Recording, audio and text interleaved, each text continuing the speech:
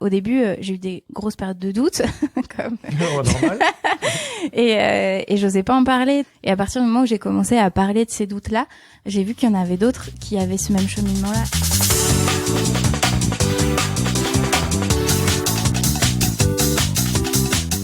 Bonjour à tous et bienvenue sur Sens Créatif, le podcast qui explore les motivations et les stratégies des artistes de l'image. Je m'appelle Jérémy Kleiss, je suis auteur-illustrateur à Paris et vous pouvez me suivre sur Instagram @JérémyKleiss. Ça y est, les 3/4 du confinement sont derrière nous, encore que, bon, tout n'est pas encore joué, on verra bien. Et donc, j'en ai profité pour faire un petit break, histoire de me reposer et prendre un peu de recul sur le podcast. Pas mal de petites nouveautés qui se profilent pour les prochains mois, mais en attendant de vous raconter tout ça en temps et en heure, aujourd'hui, je suis surtout très heureux de vous retrouver afin de partager avec vous ma discussion avec Chloé Romanga, auteure et dessinatrice, notamment spécialisée dans le sujet du haut potentiel, de la douance, de la précocité, enfin appelez ça comme vous voulez. Chloé ne prétend pas être psychologue ni même professionnelle du sujet, elle se présente plutôt comme une chercheuse, une journaliste en quelque sorte. Et ça me parle. Chercher et approfondir, vous l'avez déjà remarqué, c'est ma came. J'ai découvert le travail de Chloé il y a un peu plus d'1 an et demi à travers son blog Rayures et Ratures. Et vous le comprendrez très rapidement, son travail a eu un énorme impact sur moi. Bien plus gros que je n'aurais pu l'imaginer car c'est grâce à Chloé que j'ai fait quelques petites découvertes non négligeables à mon sujet et qui ont changé la donne. Et ça, ce n'est pas rien. C'est d'ailleurs ce qui rend cet épisode tout particulier pour moi. J'ai adoré ces discussions car on aborde de très nombreux sujets qui me sont chers. On discute bien sûr de son parcours, de sa découverte du haut potentiel, de son besoin de comprendre, d'expliquer et de transmettre à travers la création de son blog, mais également de son rapport au dessin, aux réseaux sociaux, aux critiques négatives, à l'échec et à son besoin de liberté et d'indépendance. Tout un programme. Sans plus attendre, voici donc ma discussion avec Chloé Romanga. Bonne écoute. Bon voilà, en tout cas, si c'est bon pour toi. Ouais, c'est bon pour moi, j'ai hâte. Allez, rock'n'roll. Eh bien, Chloé, bienvenue sur Sens Créatif. Merci. Je suis super content que tu sois là. En fait, on se parle sur Internet depuis une petite année. Ouais. Et 1 an déjà? Bah, je pense, ouais quelque chose comme ça. Je sais pas du tout. Ouais. Ou peut-être un peu moins. Peut-être plus, peut-être moins, j'ai aucune idée, mais ça fait un petit moment, ouais. Et tu sais que ton livre, on va en parler, ton blog et ton livre Rayures et Ratures a eu un véritable impact sur moi. Et donc voilà, je suis super content de pouvoir parler avec toi de vive voix. Et ben moi aussi, je suis ravie d'être là à Paris. Ah oui, parce que c'est Chloé en tournée. Elle habite à Lyon, mais elle est de passage. Exactement, 3 jours, on rentabilise. Voilà, c'est ça. Je savais qu'elle venait, pouf, allez, c'est parti. Bon, du coup, Chloé, qu'est-ce qui te motive à sortir du lit le matin? Je me demande si pour la saison 2, t'allais faire la même question. Ah, toujours. Ce qui me motive à sortir du lit le matin, à part mes chats qui grattent à la porte, c'est l'idée. Tu sais, je sais pas si c'est pareil pour toi ou pour d'autres ou c'est juste moi, mais au moment où tu t'endors et au moment où tu te réveilles mais t'es encore un peu somnolent, ton cerveau fait plein de connexions très étranges et liées aux projets que t'as en ce moment, qui sont en cours, et liées à plein d'autres trucs que t'as vus ou entendus dans ta journée. Et du coup, ça t'arrive toujours, enfin moi en tout cas, le matin, vraiment quand je somnole et que je suis en train de me réveiller, j'ai des super idées que je trouve super, alors pas forcément après coup, mais en tout cas sur le moment, je les trouve vraiment super et je me dis, si j'attends d'être vraiment bien réveillée dans la vie réelle, je les oublie et du coup vraiment que je me réveille maintenant, que je les note et que je commence tout de suite. Ouais. Trop drôle. Voilà. Donc, pouf, t'as ces idées un petit peu abstraites, un petit peu embrumées, et tu te dis, il faut vraiment pas que je les perde, quoi. C'est ça. Après, parfois je les perds parce que je mets trop de temps à me lever. Normal. Parfois je les perds pas et je me rends compte qu'en fait c'est une idée pourrie, mais parfois ça donne des trucs super aussi, tu vois. Mais carrément. Du coup, pour les auditeurs qui ne te connaissent pas, est-ce que tu pourrais te présenter en quelques mots et dire ce que tu fais? Ouais. Je sais pas exactement définir ce que je fais. C'est très bien, on va chercher ensemble. Je mélange l'écriture et le dessin et j'aime bien expliquer des trucs un peu compliqués avec des dessins un peu mignons et assez naïfs, tu vois. Enfin, vraiment, c'est un style très naïf. Et voilà, vraiment mélanger les deux.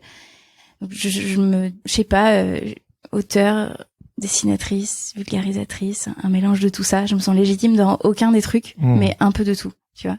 Oui, on en parlait tout à l'heure, c'est un peu ton sujet qui t'a amené au dessin. Ouais. Et tu t'es rendu compte que ça pouvait vulgariser les sujets qui tiennent à cœur et t'as trouvé un nouveau plaisir dans le dessin, quoi.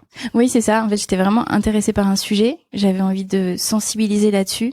J'ai cherché après comment faire. Et le seul moyen d'expression que j'ai trouvé, c'est ça. Tu vois. Dessin. C'est le dessin et l'écriture. Il y a beaucoup d'écriture aussi dans les articles. Oui. Je fais des articles très très longs. Oui. Non, mais et moi ça me va très bien. C'est drôle parce que bon, j'en aurais sûrement parlé dans l'intro, mais le sujet de prédilection de Chloé, dans une certaine mesure, c'est celle de la précocité. Ouais, et intellectuelle. La précocité intellectuelle. Alors je me rends compte qu'en fait on n'a jamais défini exactement ce que ça voulait dire au potentiel. Il faut savoir déjà que tous les termes veulent dire la même chose en fait, que ce soit haut potentiel, surdoué, zèbre. Chacun choisit le terme qui lui parle le plus. C'est un choix, une décision qui est très personnelle. Et par haut potentiel, du coup, on entend en fait un fonctionnement cérébral et cognitif qui est différent. Souvent, en fait, officiellement, le test, c'est le test de QI avec un QI supérieur à 130, mais un chiffre de QI ne veut rien dire et c'est vraiment l'analyse du fonctionnement qui va déterminer en fait si on est au potentiel ou pas. Et voilà, donc c'est vraiment un ensemble de caractéristiques qui fait qu'on fonctionne différemment et on a une façon un peu différente de voir le monde et de voir les choses. Et moi, les pavés, les romans, les parenthèses dans les parenthèses, les digressions, j'adore ça. Et je me souviens, c'est ma femme qui avait découvert en fait ton blog. Ouais. Et elle me disait genre toutes les parenthèses et tout. Et moi j'étais genre mais si, c'est fantastique et tout. Moi je fais ça constamment. J'ai appris un peu à canaliser, à synthétiser. D'ailleurs on y vient tout de suite. Ouais, c'est super dur. L'illustration, le dessin, ça permet de vulgariser en fait des idées complexes. Mais comme notamment avec ce sujet de la précocité, c'est dur en fait. En fait on a besoin de tout dire quoi quelque part. C'est ça. Moi je peux incapable de m'arrêter, tu vois, et même sur d'autres sujets parce que c'était le premier, c'est celui qui m'a amené à ce métier artistique du coup, parce qu'avant je faisais quelque chose qui avait rien à voir. Alors les sujets d'après c'est pareil en fait, je les traite pareil, j'ai aussi besoin d'écrire beaucoup, de mettre des illustrations au milieu pour qu'on puisse respirer un peu. Et que tu respires et aussi. Que je respire aussi, tu vois, et que ce soit pas trop difficile à lire pour les gens aussi. J'essaie tu vois, ça permet que ce soit un peu assez léger. C'est super important, surtout vu les sujets qui t'intéressent, tout ce que j'ai compris.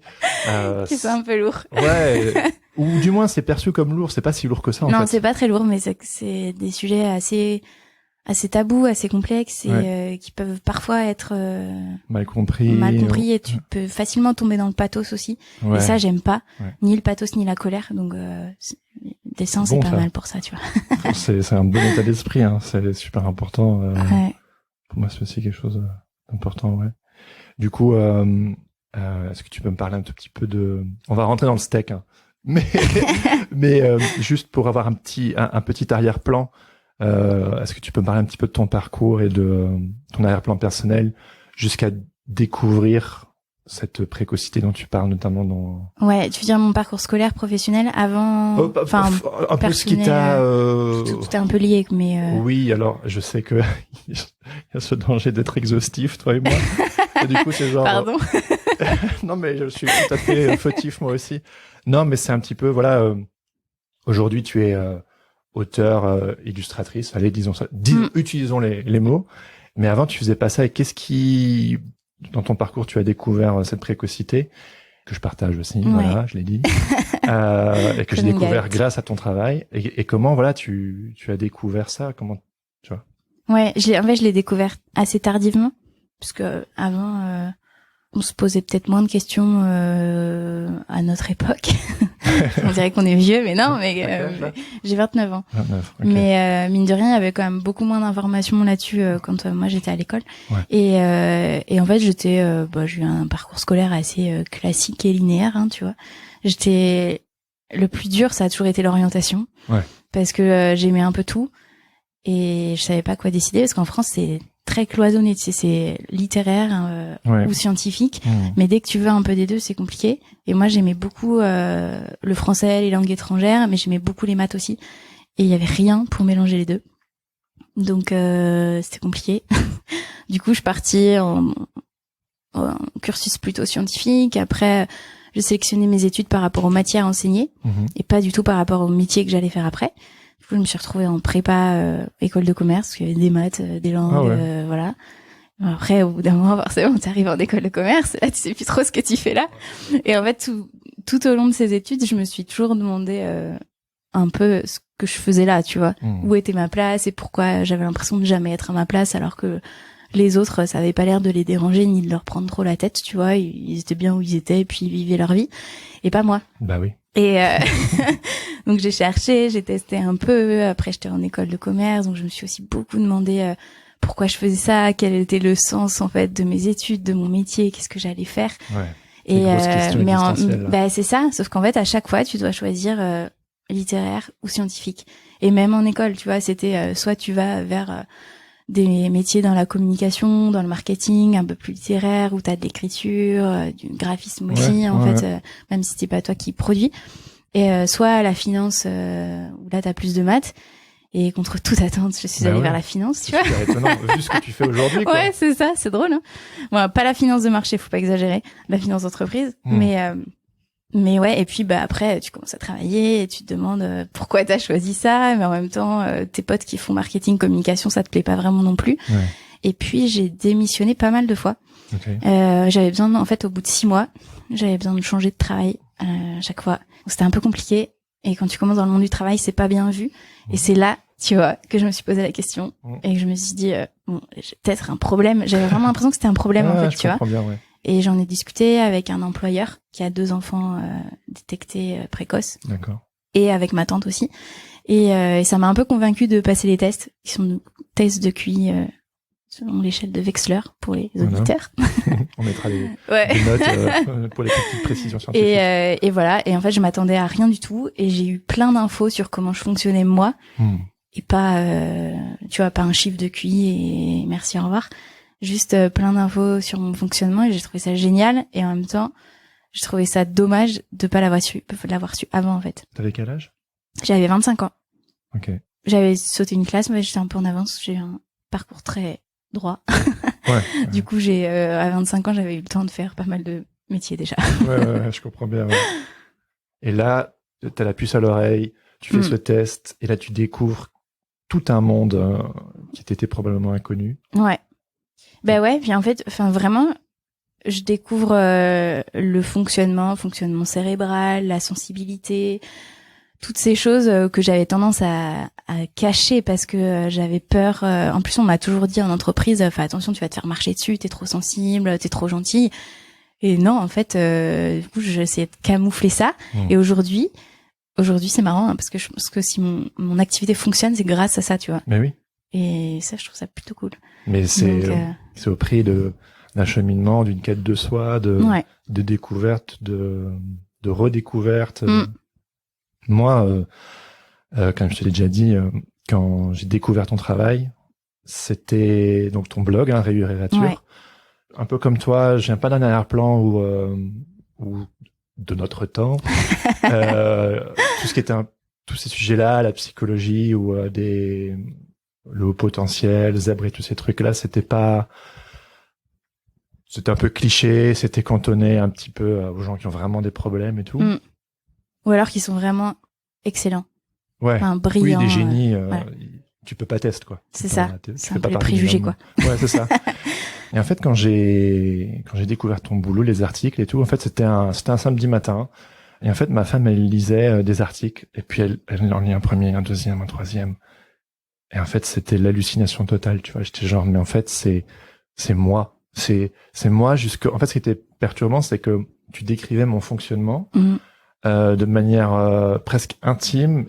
Ça remontait à des histoires jusqu'à l'enfance, tu vois. Et aussi le sentiment de décalage dont tu parles aussi dans ton travail, sentiment de décalage que j'ai ressenti toute ma vie. Depuis que je suis tout petit, et c'était pas facile parce que ce sentiment de décalage a toujours été un profond malaise pour moi. C'est-à-dire, évidemment, aujourd'hui on utilise d'autres mots et t'en parles notamment aussi dans ton bouquin, ce sentiment de pas pouvoir être aimé pour qui tu es. Ouais. Ah, ça c'est. Et de découvrir qu'en fait j'étais pas tout seul. En fait, ça s'arrête juste à ça. En fait, je suis pas tout seul. Il y a On plein est de gens qui ressentent ce décalage-là aussi, et c'est potentiellement une condition mentale. And it's okay. C'était ouf, quoi. Ah, ça me fait plaisir, mais parce que moi aussi, je me sens moins seule, en fait, quand on me dit ça, tu vois. Parce que je reçois beaucoup de messages sur le blog. Et à chaque fois qu'on me dit ça, je me dis, mais en fait, vous, ça vous fait du bien, mais moi aussi, parce que moi aussi, je me rends compte qu'en fait, on est nombreux et que c'est pas grave. Et ouais, je voulais dire autre chose, mais j'ai oublié. Mais tant pis. Se sentir. Ah oui, je voulais dire, en fait, quand on ressent un décalage, mais qu'on l'explique pas, et que c'est ça qui est difficile, et qu'en fait là, on m'a rien changé, hein. Je suis comme avant, sauf qu'en fait, je sais pourquoi, et du coup, je sais expliquer ce décalage, et j'en souffre plus. C'est ça. Parce que et ça change tout. Par le passé, tu en souffrais aussi. Ben ouais, en fait, je pense que tout le monde souffre d'une différence quand il a pas réussi à. Tu sais, quand tu ressens un truc, tu te sens, mais j'ai vraiment l'impression de pas être comme les autres et ça va pas, mais tu sais pas pourquoi, et du coup, ça rumine, en fait, dans ta tête tout le temps. Ouais. Et alors qu'en fait, maintenant, c'est une donnée que j'ai intégrée, j'ai compris, et ça fait plus, j'allais dire, ça fait plus partie de ma vie ici, mais c'est plus au centre de mes préoccupations, quoi. Ouais. Bah, quand quelque chose, comment dire, moi, parfois, j'aime bien utiliser cette métaphore, t'es sur une sorte de champ de bataille, on te tire dessus, tu sais pas d'où ça vient. Que maintenant, en fait, tu sais, ah oui, c'est là où aussi, par exemple, par rapport à la précocité, c'est avant, tu la subissais, tu savais pas, enfin, le plus général, hein. Et aujourd'hui, maintenant, je sais qu'elle fait partie de ma vie, et donc, elle peut faire partie du voyage. Genre, ouais, c'est ça. T'es là, c'est cool. Ouais. C'est un petit colloque. Ouais, c'est un petit colloque. Ouais, exactement. Ouais. Et je pense que ce concept du Me Too, tu sais, moi aussi, je ressens ça. Moi, ce podcast, c'est un peu ça aussi, hein. Tu connais maintenant le projet. C'est né d'une période compliquée où j'avais besoin de réponses. Ouais. Et en fait, d'entendre d'autres personnes me partager leurs challenges, leurs galères, et aussi comment ils ont fait, c'est genre, moi, ça me donne des outils de compréhension. Au final, on en revient toujours à ça, les outils de compréhension. Ouais. Mais moi aussi, hein, parce que j'écoute le podcast, du coup, et à chaque fois, c'est un monde que je découvre, et avec des préoccupations qui résonnent. Et tu te sens moins seul aussi, et je trouve ça génial. Ah, mais c'est super. On pourrait presque dire qu'on est chacun un gatekeeper l'un pour l'autre. Ouais. Tu vois. Exactement. Moi, c'est pour mon fonctionnement mental que quelque part tu m'as aidé. Et moi, c'est pour mon travail. À ma mesure, le milieu de l'illustration, j'imagine. Complètement. De l'image, de l'illustration. Créatif, en fait. Parce qu'en fait, c'est dur quand tu viens pas. Du coup, quand t'as pas fait des études là-dedans, ou que t'es pas dans un milieu avec beaucoup de créatifs autour, t'as que des gens qui ont un autre référentiel, en fait. Et quand au départ je me suis reconvertie, c'était pas forcément planifié, et c'est un peu fait par hasard. Et du coup, j'avais tous les gens autour de moi qui avaient des carrières très stable dans le monde de l'entreprise et tout, qui me disait mais attends, fais attention Chloé, c'est maintenant que tu montes dans la hiérarchie, c'est à nos âges, fais gaffe, tu pourras plus revenir en arrière, ça va être compliqué, tu loupes un truc, t'es sûr, tu vois, donc tout le monde te fait douter. Et en fait, d'avoir un podcast sur le monde des créatifs et de voir que ça se passe, comment ça se passe pour les autres, c'est génial, en fait. Et j'imagine qu'aujourd'hui tu ne regrettes pas ton choix. Pas du tout. C'est pas un choix d'ailleurs. Ah oui, ça c'est fait. C'est fait malgré moi, tu vois. Ouais. Parce que j'ai lancé un blog. Du coup, quand j'ai passé le test, après, je me suis dit, c'est quand même tellement dommage de pas l'avoir su avant. Ouais. J'ai regardé un peu tous les livres sur le sujet, comme tout le monde, tu vois, sauf que c'est vraiment des livres de psychologues ou alors des témoignages. Et je me suis dit, quelqu'un qui est pas sensibilisé au sujet, qui est pas concerné, jamais il va lire ça, tu vois. Enfin, moi, la première, je vais pas aller voir lire un livre de 300 pages par un psychologue clinicien sur un sujet qui me concerne pas. Ouais. Et je trouvais ça dommage, donc j'avais vraiment envie de sensibiliser aussi le grand public et l'entourage avec un truc plus joyeux, quoi. C'est clair. Et puis ce besoin d'expliquer aussi. Moi, je sais qu'aujourd'hui, bon là, c'est sûr que c'est un peu spécial parce que je le rends vraiment totalement public à travers ce podcast. Ce qui explique que c'est plus facile pour moi de le faire aujourd'hui, c'est que je l'ai totalement incorporé. Et je reparle de manière relativement libre à mon entourage. Et je pense que c'est un grand pas. J'imagine. Ouais. En fait, j'ai eu besoin de reconquérir mes couleurs. Je m'explique. Tu sais, dans ton livre, tu parles du vrai self et du faux self. Non, mais ça, c'est un truc de fou pour moi. Enfin, dans le sens où je pense que la personnalité de camouflage, et on va peut-être un peu l'expliquer, mais c'est un peu commun à tout le monde. On s'adapte en Ouais, fonction tout le monde de en a eu, hein. Voilà, on fait tous ça. Mais je pense que pour moi, c'est un peu l'histoire de ma vie, et je me suis suradapté à tellement de contextes, à tellement de situations. Et je me souviens, mais genre il y a des années, j'ai toujours dit ça, même plus petit, je disais que j'étais un caméléon. Mais je voyais pas ça de manière négative. J'étais juste genre, tout le monde est personne, tu sais, je me mergeais, tu vois, c'était assez J'ai facile fait pour pareil. moi. Bon, voilà, allez, high five entre caméléons. Ouais, et cette histoire de vrai self, de faux self, où à un moment donné, moi, je pense que j'ai saturé, en fait. Ouais. Le faux self A pris trop de place. a pris trop de place. Est-ce que tu pourrais un tout petit peu expliquer Ouais, parce que le concept du coup de vrai self et faux self, le vrai self, ça va être la personnalité en fait authentique, Ouais. et le faux self, ce que moi j'appelle la personnalité de camouflage, hein, qui est pas du tout un terme ouais, c'est toi psychologique, c'est Ah, le mien. Et je sais même plus comment c'est en psychologie, je sais plus. Mais moi je trouve ça assez parlant, l'image de personnalité de camouflage, et qui en fait est là pour en société, tu vois, pour te conformer aux conventions sociales. Ouais. Et on en a besoin parce que ça protège la personnalité authentique. On en a besoin dans plein de situations, mais après voilà, il faut trouver le juste équilibre pour pas qu'elle grignote complètement la personnalité authentique, et qu'en fait ce soit 100% faux self. C'est clair. Qui est pathologique d'ailleurs. Ah ouais? Ouais. Comment ça?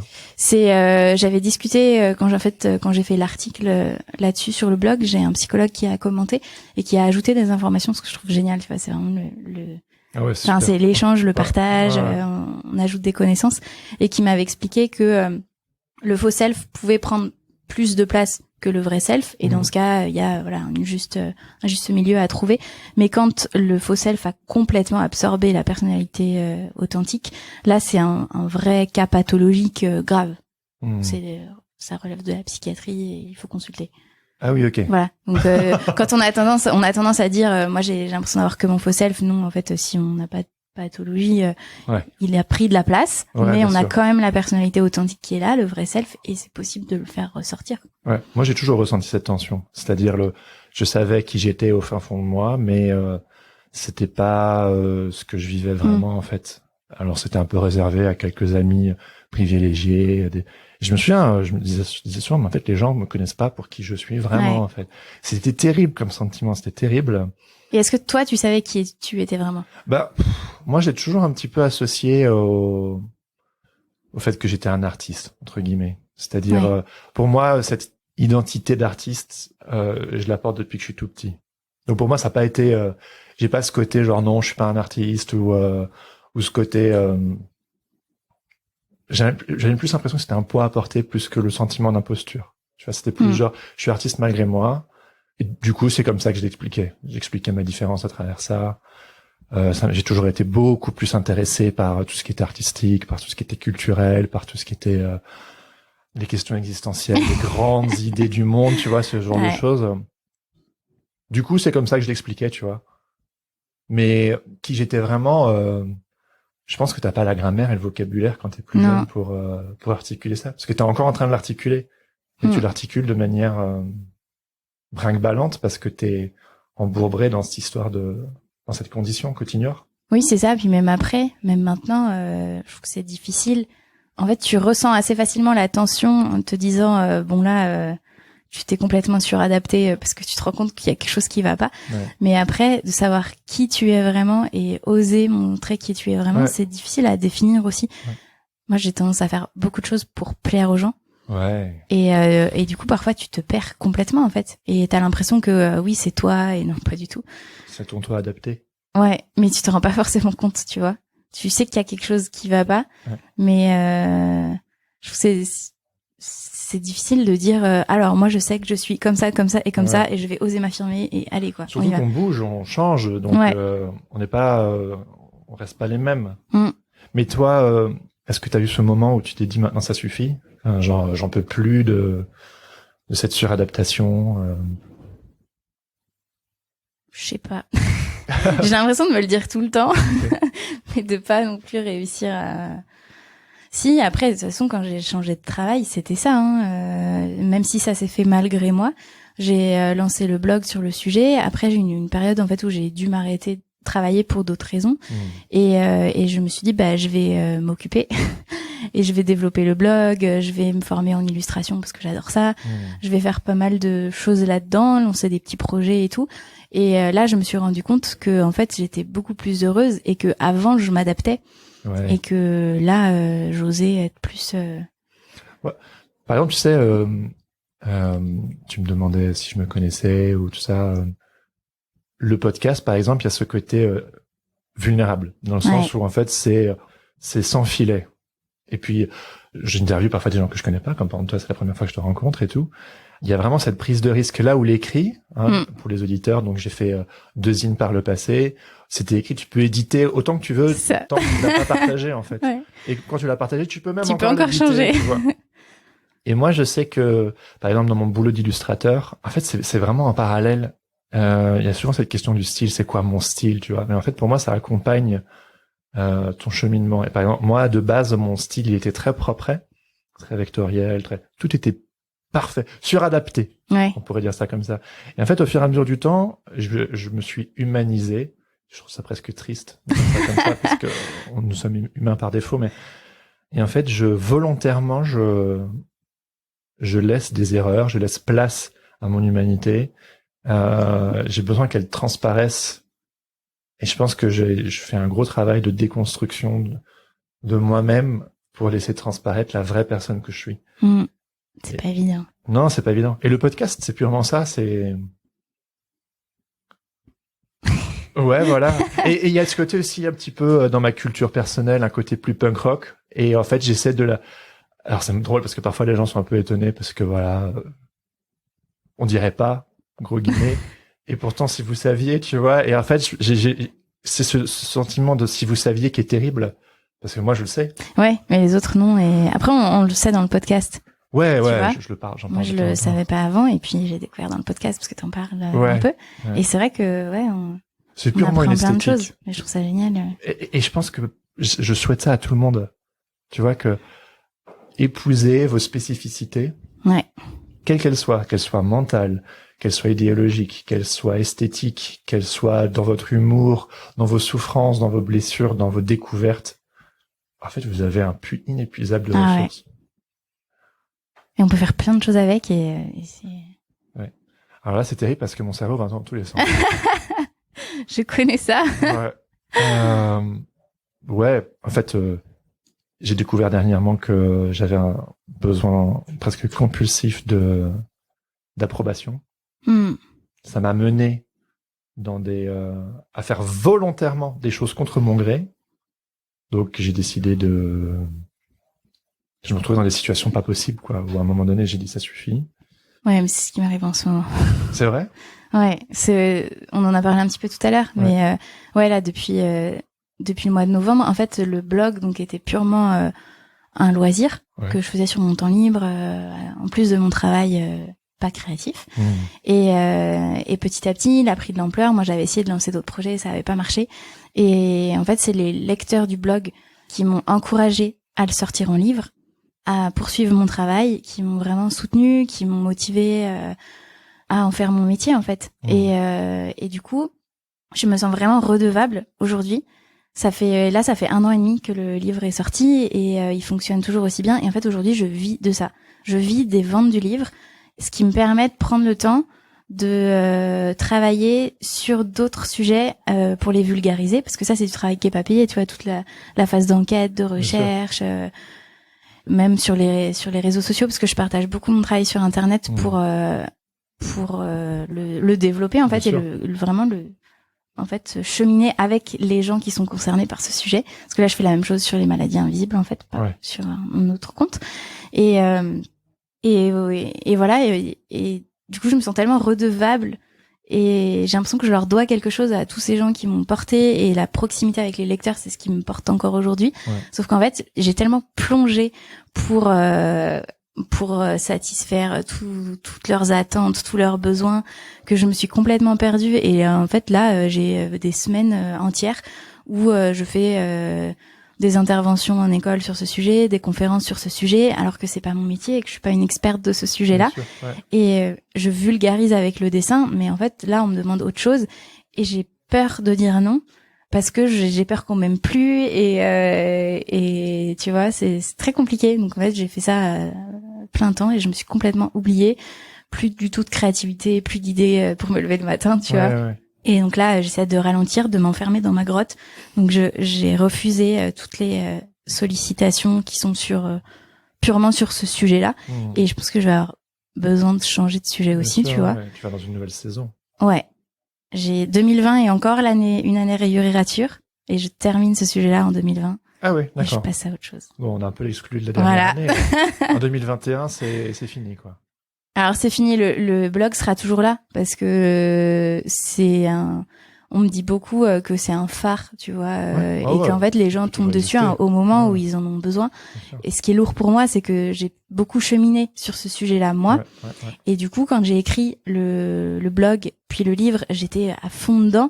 Ça a résonné par rapport à ce que je vivais à cet instant-là. Ouais. Et maintenant, j'ai fait un cheminement qui fait que quand je reçois tous ces messages de gens qui découvrent, c'est lourd pour moi. Parce que ça me remet la tête dedans et qu'en fait maintenant j'ai plus envie de parler de ce sujet-là 24 heures sur 24. C'est quoi son envie de parler maintenant? Et là j'ai envie de sensibiliser sur les maladies invisibles, tu peux nous en parler sur l'impact psychologique et social des maladies invisibles. J'aime beaucoup la psychologie. Allez, rock and roll, c'est parti. Et du coup je fais petit à petit un petit virage là-dessus. D'où les 2 comptes Instagram. Ouais, j'en ai beaucoup trop des comptes. J'ai Chloé Rayure sur Rayurirature parce que du coup, comme c'est des sujets très spécifiques, je me dis que bon, si on est intéressé par le haut potentiel, on va suivre un compte et par les maladies invisibles un autre parce que c'est vraiment très différent. Et je viens tout juste de créer mon compte à mon nom, tu vois, d'assumer 4 ans après. 3 maintenant. Ouais. Ah ouais, waouh. Ok. Je pense j'en suis 2. J'en ai même un 4e qui est caché depuis quelques années. Mais des photos de ton chien. Non, mais c'est en fait, au tout départ, quand je voulais me reconvertir, je faisais des petites bandes dessinées avec des chats jaunes, toujours de dos, on voyait jamais sa tête. T'as vu? Et voilà. Et du coup, j'ai un compte là-dessus, ces petits dessins à l'aquarelle. Ok. Ça va être trop mignon. Bref, mais ça, c'est un autre sujet. Et du coup, les maladies invisibles, c'est toutes ces maladies qu'on voit pas, qui sont physiques, psychiques. En fait, la maladie en elle-même m'intéresse pas. Alors, c'est un peu dur de dire qu'elle m'intéresse pas, mais j'ai pas envie qu'on s'arrête sur la pathologie. Mais c'est vraiment sur le quotidien des personnes qui ont une pathologie, qu'elle soit chronique, qu'elle dure longtemps, que ce soit des séquelles d'une ancienne pathologie, que ce soit quelque chose de très psychique ou très physique, mais sur de la fatigue, des douleurs, quelque chose qui se voit pas. En fait, tu vois pas que la personne est handicapée. Et du coup, tu te permets de faire des réflexions qui sont très blessantes pour la personne concernée. Et il y a beaucoup de réflexions comme allez, fais un effort, qui sont pas du tout malveillantes, mais qui viennent vraiment du fait que on a tendance à ne pas croire ce qu'on voit pas. Oui. Et du coup, j'ai envie de sensibiliser là-dessus. Pareil, sans colère et sans pathos. C'est pour ça que ça fait des années que j'ai envie d'en parler, mais que je commence tout juste à le lancer sur Internet et qui restera encore cette année sur Internet parce que j'ai encore un peu de chemin à faire là-dessus, tu vois, pour vraiment mûrir ce projet-là et dépasser toute la colère et le pathos parce que les gens m'envoient beaucoup de messages très très intenses parce que c'est un sujet qui est très personnel, très intime et toujours qui déclenche des passions. D'accord. Donc c'est un peu délicat, j'ai besoin de prendre aussi du recul par rapport à ça parce que les messages que je reçois, c'est vraiment on me déverse le mal-être et la misère qu'on peut vivre quand on est malade. Donc c'est assez lourd. Et voilà, j'ai envie de sensibiliser sur ce quotidien, ce qu'on voit pas pour que l'entourage puisse comprendre et que les malades, encore une fois, eux, se sentent beaucoup moins seuls. C'est une continuité de... En fait, c'est la même chose sur un autre sujet. C'est ça. Et c'est vraiment ce que j'aime faire, en fait, vulgariser et sensibiliser. Ouais. C'est presque tes spécificités que tu as découvert dans ta précocité, ce besoin de vulgariser. Ouais. T'as traité ce sujet, ok, c'est bon, maintenant t'as incorporé les spécificités et tu les utilises désormais à bon escient pour un nouveau sujet. Et si je me trompe pas, ce sujet, il te concerne aussi parce que... Ouais, il me concerne aussi et c'est pour ça que je me suis reconvertie, en fait. Tu vois, c'est que quand j'ai commencé à dessiner, c'est parce que j'étais malade et que j'étais obligée de m'arrêter. Ah oui. Et en fait, je me suis dit, en fait, on est d'accord que je vais pas rester sans rien faire dans mon lit, donc ouais. Je vais m'occuper en bon zèbre qui se respecte et voilà, je vais me mettre sur plein d'autres projets personnels et en fait, j'ai eu beaucoup de chance parce que c'est le livre qui a fait que en fait ça a marché et que du coup je peux faire ça en métier aujourd'hui. En fait, c'est super intéressant. Ça résonne beaucoup sur un sujet que j'aimerais traiter cette année. C'est, tu as utilisé la créativité quelque part pour transcender ton mal-être, pour la traduire, pour l'extérioriser. Et moi, je crois, c'est vraiment une idée qui m'est de plus en plus chère au plus le temps passe. C'est genre, mais vos souffrances, vos difficultés, transcendez-les. Et comme t'as dit, on peut soit tomber dans le pathos, soit dans la colère. Ce qui serait compréhensible parce qu'on est des êtres humains. Et il y a forcément un moment où t'as beaucoup de colère et beaucoup de pathos. Et puis ça passe. Ouais. Et c'est ce moment où ça passe. Ouais. En fait, il y a besoin d'être reçu déjà. Il y a besoin d'être entendu, compris. Moi, je sais que notamment pour faire une pirouette sur la précocité, quand j'ai fait le test et que on m'a expliqué et que ça a mis des mots sur un mal-être que je ressentais depuis toujours, en fait, ça permet d'avancer. Tu te dis, ah, ok. Et du coup, tu avances. Et à partir de là, quand tu as un petit peu les outils, les ingrédients qui sont toi, tu les as pas laissés de côté, genre non, je ne vois pas. Et en fait, tu les fais tiens, tu les comprends. Et au bout d'un certain temps, quand la douleur et la colère, aussi l'incompréhension, toutes ces choses passent, hop, tu te dis bon alors, allons de l'avant. Ouais. On transcende, on est créatif. Et c'est ce que tu as fait toi. Oui, et après c'est un besoin de reconnaissance aussi. Yes. Parce que tu as besoin d'être reconnu dans ta particularité ou besoin d'être reconnu dans ce que tu vis au quotidien et que les gens ont tendance à nier. Et ça, moi, c'est ce qui m'était très en colère. Et je comprends très bien la colère que les gens m'écrivent en fait sur Instagram, tu vois, sur Chloé Invisible, parce que je l'ai vécu à un moment donné et c'est très dur à recevoir, mais en même temps, je peux pas leur en vouloir. Je sais que quand on a hyper mal, que on vomit tout le temps, que c'est hyper compliqué de se déplacer et que en fait tout le monde à côté nous dit ça va, t'as pas l'air malade, donc fais un effort, allez, sors un peu, ça va te faire du bien. Et c'est on attend que ça quoi, de sortir, ouais. Et quand on peut pas.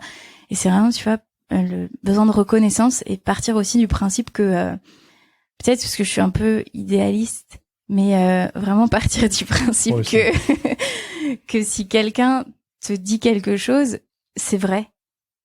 C'est tout bête. Ben en fait, tu vois, je vais te prendre un exemple tout bête, mais dans le bus ou dans le métro, quand tu demandes une place assise et qu'en fait t'as pas de fauteuil roulant, de canne, de béquille, et que t'as pas l'air particulièrement malade, les gens se disent ouais voilà. Et pareil quand tu te gares sur une place handicapée, t'as beau avoir le macaron, si tu sors pas de ta voiture avec un fauteuil roulant ou de canne ou une démarche un peu étrange, les gens t'insultent.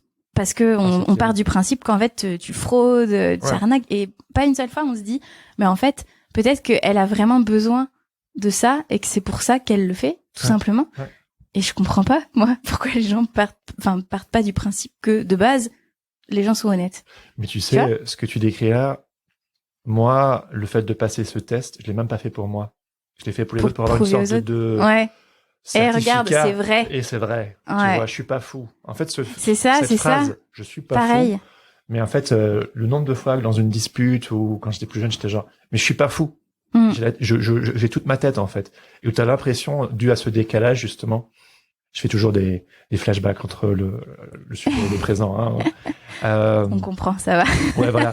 Ben voilà, quand tu sors de la voiture et que on te regarde, genre, elle fraude, non. Et je sais que moi aussi, pour mon fonctionnement, que je sais ne laisse parfois pas insensible. Maintenant, je peux c'est presque une excuse, tu sais, genre oui, mais en fait, j'ai cette spécificité qui fait que je suis précoce et j'ai pas à m'en excuser. Après, c'est une de tes phrases, on peut s'adapter sans s'oublier. Moi, je trouve ça hyper puissant et puis parfois c'est aux autres de s'adapter à toi, même s'ils comprennent pas, tu vois, comme la place de parking. Tu pourrais un peu développer cette phrase, on peut s'adapter sans s'oublier. S'adapter sans s'oublier. Oui, en fait, j'ai rencontré beaucoup de gens pour le blog parce que maintenant je fais pas mal de témoignages et à chaque fois les personnes me disaient maintenant que je sais en fait comment je fonctionne, du coup j'ose être moi-même, m'affirmer et tant pis si ça si je suis pas adaptée, et tant pis. En fait, c'était vraiment aller dans l'extrême, dans le sens où je suis moi et les gens doivent m'accepter comme je suis, ce qui est vrai. Mais il y a quand même des situations dans lesquelles il faut qu'on s'adapte. Tout le monde, en fait. Bah oui. Tout le monde est obligé de s'adapter tout le temps. Il faut juste pas se perdre et pas s'oublier. Après, il faut pas non plus dire c'est aux autres de s'adapter. Moi, je suis comme ça et je reste comme ça, Bah et oui, tout envoyer bouler tout le temps. En société. C'est quoi. ça. Donc tout le monde doit s'adapter à un moment donné, sans oublier son vrai self aussi. Tu vois. Ouais, pirouette. Moi, je sais que mon zine, les deux zines, là, on peut geeker sur Brené Brown. Ouais. Et on reviendra sur les maladies invisibles aussi. Je crois que pour moi, même si ça venait bien avant ma découverte de ma précocité, c'est difficile de dire en public ma précocité, Ouais. de la précocité, mais bon, parce que j'ai fait le premier en 2017 et puis le second en 2018. Je pense que pour moi, c'était, tu sais, tu parles de quitter le mode de survie pour passer par la reconnaissance et puis l'acceptation. Pour moi, en fait, c'était mettre un petit peu mes doigts de pied dans l'eau, faire mes petits dessins et raconter mes petites histoires qui résonnent avec le livre de Brené Brown, Daring Greatly, ou Le pouvoir de la vulnérabilité. Ouais. En fait, j'étais mal à l'aise de me ramener en fait en disant genre ouais salut, alors moi c'est Jérémy, je pense ci, je pense ça. Du coup, de le faire de manière vulnérable en me basant sur le travail de quelqu'un d'autre, je trouvais ça plus facile. Au final, je parle de Oui, j'ai lu un peu et tu parles de toi, mais c'est de moi. génial parce que ça rebondit sur le livre. Ouais. Ça fait pas du tout prétentieux, parce qu'on a toujours peur de ça. Ah ouais, c'est terrible.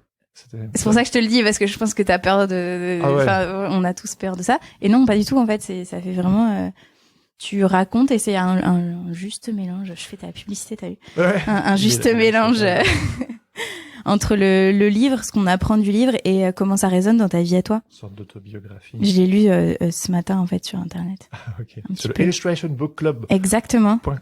Allez tous sur ce site. Voilà. Mais tu vois, pour moi, j'ai quitté la survie.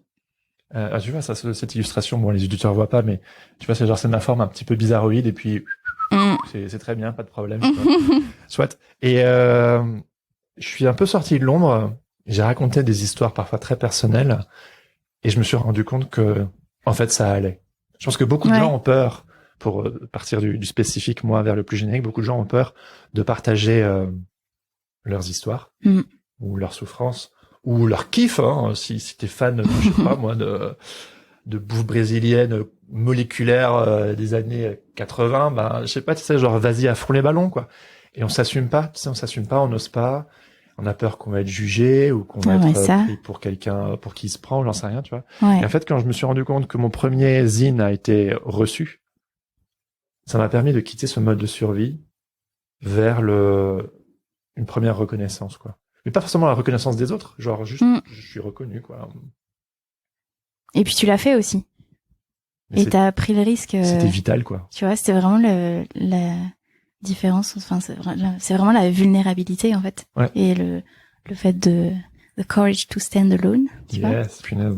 Mais toi aussi, c'est un peu la même démarche au final. Oui, en fait, c'est ça, c'est que t'as toujours, enfin en tout cas moi, je pense que toi aussi, mais on a toujours la peur du jugement et vraiment une peur maladive du jugement, de la critique. C'est horrible. Moi là, le blog, je sais pas trop ce qui s'est passé, mais en septembre, il a eu pas mal de visibilité. D'accord. Et du coup, je reçois 200 messages par semaine. Dans le tas, il y en a plein qui sont horribles. Et il y a des gens qui me disent justement, mais pour qui tu te prends, c'est hyper prétentieux d'écrire là-dessus. Hier, il y a quelqu'un qui m'a dit, je suis pas d'accord, et je suis tout le temps d'accord, moi, avec les gens qui sont pas d'accord. Enfin, je trouve ça génial, en fait, d'échanger. Ouais. Et là, la personne m'a répondu, puissiez-vous vous engager et rester sur le chemin de la vérité. Pam! Et c'est odieux. Et voilà, et je reçois beaucoup de messages comme ça. Et du coup, c'est horrible, et ça me mine, et ça me met à terre. Mais je l'ai fait en fait et j'ai publié le livre et ouais, j'ai des critiques. Après j'en ai publié un autre très différent, mais pareil, je sais que j'ai des critiques dessus, j'aurai des critiques dessus, positives, négatives, peu importe, ça me mettra toujours à terre, mais je l'ai fait quand même. Et finalement c'est ça, j'ai osé prendre le risque aussi. Mais comment tu fais? Tu sais, on parlait tout à l'heure de ce fameux sentiment d'approbation. Ouais. Moi, c'est maladif. Hein. Tu veux mon arme face à la critique? Ouais, enfin, je le découvre à peine. C'est-à-dire que moi, avec le podcast, c'est sûr qu'il y a plus de gens qui interagissent avec moi. Je n'ai pas 200 messages par semaine. T'as combien de messages négatifs dans les 200? Pas beaucoup. 3. Ouais, mais c'est ces 3 là. Mais bien sûr. Et comment tu fais Et parfois, pendant une journée, je pleure sur mon canapé. Je sais pas si je peux dire ça dans un podcast. Mais c'est vrai, ça m'arrive. Parfois, je reçois un message comme ça, et en fait, je pleure sur mon canapé toute la journée, et j'arrive à rien faire. Et après, maintenant, ça va mieux, hein, parce que j'ai trouvé une petite arme, et qu'un ami m'a soufflé, qui est pas du tout dans le domaine créatif, mais entrepreneur, et du coup, pas mal de critiques aussi. Et il me disait, moi maintenant, quand je vois un avis négatif, je le dis à l'oral. Et en fait, maintenant, je les lis à voix haute, je les crie à voix haute, et après, c'est bon. C'est comme si tu l'exorcisais. Ouais, c'est ça. C'est bon, bah ok. Il m'a dit que j'étais une connasse, puis voilà quoi. Tu vois. En fait, c'est vraiment des sujets qui déclenchent les passions. Donc c'est vrai que j'ai des messages très très, à la fois des gens qui me disent oh, merci, ça m'a sauvé la vie, et qui sont trop forts aussi pour moi, tu vois, trop lourds, où je me dis mais pas. Et là, tu pleures de joie. En fait. Non, même pas. J'ai peur. Ah bon? Ah ouais, j'ai peur. Attends, quand quelqu'un te dit merci, ça m'a sauvé la vie, t'as peur? Ouais. Mais parce que oui, c'est un peu fort quand même. Je t'ai sauvé la vie, tu vois. En fait, c'est l'intensité, et mais en même temps, je peux pas leur reprocher d'être intense. Je sais que toutes les personnes qui se reconnaissent dans le blog sont très intenses, donc je peux pas leur reprocher ça. Mais c'est vrai que du coup, moi, en fait, je suis aussi très sensible et très intense en face, et en fait, je reçois tout ça, et je culpabilise, et je me dis, mais c'était pas non plus. Enfin, je sais pas, j'ai juste vulgarisé une information, en fait, transmis une information. C'est pas un truc exceptionnel. Mais quelle information? Ouais. Mais pourquoi ça? Ouais, je sais pas. Pourquoi ça m'a bloqué. Peur, en fait, ouais. Ah je sais pas, ça me bloque. Moi, ça me donne des ailes, ça m'encourage, tu vois. Je suis genre, ça me donne presque envie de pleurer, mais de reconnaissance, tu sais. Ouais. Vu qu'on, tu sais, il y a cette fameuse quête de sens. Alors moi, personnellement, je suis dans l'incapacité totale de faire quelque chose qui manque de sens, que ce soit professionnel ou dans ma vie privée ou quoi que ce soit. Et j'ai aussi besoin de faire quelque chose par passion.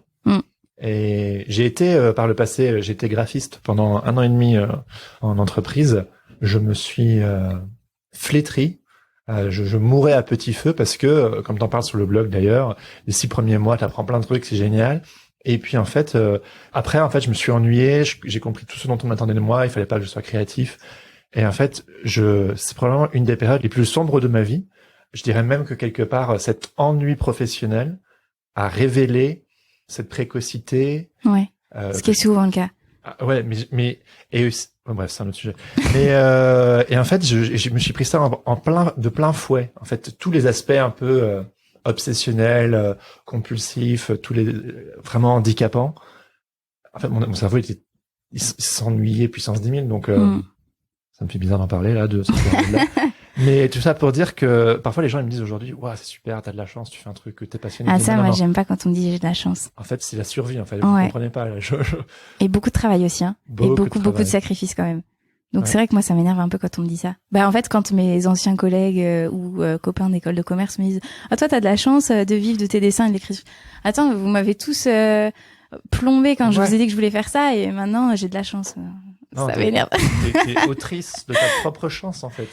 Les gens se rendent pas compte. Après, j'ai eu de la chance, c'est sûr, dans le. Ouais, j'ai quand même de la chance. En fait, mais tu bosses aussi beaucoup, quoi. Ouais. Mais après, moi, tu vois, je pleure de joie quand je reçois des messages. En fait, j'ai peur quand je reçois des messages disant vraiment, ça m'a sauvé la vie, vous pouvez pas imaginer, etc. Par contre, quand je reçois des messages qui me disent, j'ai trouvé ça génial, et en fait du coup j'ai acheté un livre, je l'ai lu, je me suis tellement retrouvée dedans qu'après j'en ai acheté 5, et en fait je les ai offerts aux personnes de ma famille pour leur expliquer comment je fonctionne, pour qu'ils comprennent, et ils ont toujours été très négatifs sur ce sujet-là, ils ont jamais voulu se renseigner, et là il y a une couverture colorée, c'est gay en fait, donc ils l'ont ouvert, et quand ils me disent et ça a ouvert le dialogue, parce qu'en fait ça c'est un support, et rien que de me laisser le livre sur le coin de la table, quand tu dis voilà, en fait moi je me reconnais, j'aimerais bien que tu le lises, et après tu peux peut-être en parler parce que tu t'es retrouvé dans une illue, et tout ça me fait vraiment pleurer de joie, et je trouve ça génial quand on me dit ça. C'est le plus beau compliment qu'on puisse me faire, tu vois, sur le livre, et j'adore quand on m'envoie ça, et ça me porte vraiment. D'accord, c'est beau. Voilà. Moi je sais que ça me fait un peu peur peut-être de l'offrir à d'autres personnes. J'ai l'impression de m'imposer, tu sais, de dire écoute, toutes ces années là, on s'est pas compris, ou parce qu'on est des proches ou quoi que ce soit, tu vois, parce que quelque part, comme tu sais, cette condition qui est la nôtre, elle est pas facile à vivre au quotidien, notamment pour nos proches. Et je pense que de mettre ce bouquin entre leurs mains, c'est presque dire je sais pas, c'est la forcer quelque part à venir sur notre terrain, mais ils ont le droit de pas vouloir s'ils veulent. Et ah oui, complètement. En fait, je pense que ceux qui m'envoient ça, il y en a qui l'offrent, mais plus clin d'œil, allez, vas-y. Oui, c'est ça. Et puis vraiment, je me suis reconnue là-dedans et ça me ferait plaisir que tu le lises, mais après sans obligation, quoi. Ouais. Et il y en a beaucoup qui me disent, je l'ai laissé sur la table. Et ils attendent, donc tu imposes pas, tu le laisses là, et en fait petit à petit les gens vont se dire tiens, qu'est-ce que c'est, et par curiosité lire un chapitre ou regarder une image et reconnaître la personne et creuser un peu plus et lire peut-être 2 chapitres, pas forcément le livre en entier, parfois juste regarder les dessins, et en fait c'est ça qui amorce le dialogue. Oui. Et moi, j'espère que cet épisode du podcast permettra d'amorcer un dialogue. Pas forcément pour moi, mais pour tout le monde, pour tous les auditeurs. D'oser parler de ses spécificités, de potentiellement une condition mentale. Ou moi, j'aime bien parler de la grotte de Luke Skywalker dans l'Empire contre-attaque. D'aller faire face en fait aux parties les plus embarrassantes ou les moins reluisantes. Et d'ensuite, d'oser en parler avec son entourage. C'est ça, être vulnérable. Et en fait, c'est cette vulnérabilité qui permet la connexion aussi. En fait, on se rapproche. Quand on se regarde de loin, genre il ou elle, un peu chelou. En fait, quand on crée des ponts, moi, mon boulot, c'est purement ça, c'est créer des ponts entre les gens. Je pense que toi, c'est pareil. C'est de la vulgarisation en soi. Mais j'adore ça. Ouais. D'ailleurs, moi, je suis un flippé des mots. Beaucoup de gens se disent... Ah mais oui, mais t'es très précis, t'es très nuancé, ça aide beaucoup, t'arrives à clarifier des idées super abstraites en quelque chose de simple. Alors déjà, ça me demande un effort, un gros effort. Il me semble que ce côté flipper des mots, c'est peut-être un sentiment partagé, non? Enfin... Ouais. Moi, alors je sais pas, moi je suis flippée des mots à l'oral. À l'écrit, ça va. Mais c'est vrai qu'à l'oral, c'est compliqué. Et en fait, après, c'est qu'aussi je fais très attention au sens des mots. Ah oui, terrible. Et du coup, je peux rester 20 minutes sur un truc juste parce qu'en fait, le mot employé je l'ai pas perçu de la même manière, ou je l'ai pas perçu vraiment au sens littéral, et en fait, je vais partir très très loin parce que je vais être persuadée qu'en fait, si la personne a choisi ce mot-là, c'est que c'était le plus juste, et pas forcément, en fait, ça peut être juste un mot comme un autre. Ouais, je suis hyper littéral. Je prends tout au pied de la lettre. Aussi. Très premier degré. Et je peux noter parfois, ah oui, il fait du second degré ou c'est une blague. Mais je comprends juste que c'est du second degré. Mais je comprends toujours pas la vanne. Ah, c'est vrai. Alors moi, je comprends bien, second, troisième, 15 millième degré. Par contre, je comprends pas les implicites. Ah, tu peux décrire ça? Alors c'est purement geek, là, mais vraiment les blagues au second degré, je trouve ça très très drôle, et j'adore le second degré, j'adore l'humour noir, vraiment j'adore ça. Mais l'implicite, quand en fait on essaye de te faire comprendre quelque chose, mais sans l'exprimer clairement. Ouais, directement. Mais moi je comprends pas. Ouais. Vraiment. Et après, on te le reproche, en fait, on te dit, mais... Enfin... quand même, voilà. Clair, et donc, non, en fait, fallait me le dire, parce que vraiment, je l'aurais fait. Mais là, je suis là, ok. Moi, je suis le champion des questions. Ma femme me dit tout le temps, quand notre fils grandira, les questions, il ira à toi. Parce que moi, je suis monsieur pourquoi. Et en fait, ça ne me dérange jamais. Genre, pourquoi? J'adore. Genre, on peut aller aussi profondément où vous voulez, mais je sais que c'est fatigant aussi parce que... Ah oui, c'est épuisant pour les autres, une précision monumentale. Ouais. Et souvent, le degré de complexité va vite être atteint pour quelqu'un, genre, là, je sature, que moi, je suis juste dans les starting blocks, en fait. Et le sens aussi, c'est genre, non, mais tu m'as dit ça, donc, qu'est-ce que tu voulais dire? C'est ça.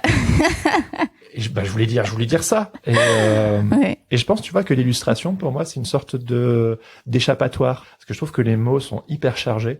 Suffit de voir, par exemple, sur les réseaux sociaux, quand quelqu'un met un mot de travers, la déferlante de commentaires. Voilà. Moi, ça m'arrive beaucoup, ça, sur Chloé Invisible. Ok.